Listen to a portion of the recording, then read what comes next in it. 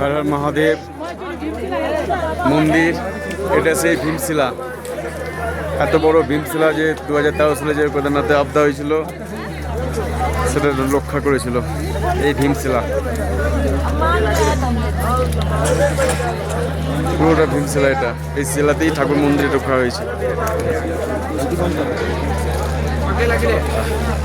ওখানে শঙ্করাচার্যের সমাধি আছে, ত্রিশূলগুলো রয়েছে। এই ভিতর থেকে এসেছিল জল 2013 সালে, এই ভিতর থেকে জল এসে পুরো সব ভেঙে চলে দিয়েছিল সব। ওইখানে আছে, ওই দেখেন ভৈরব বাবা মন্দির উপরে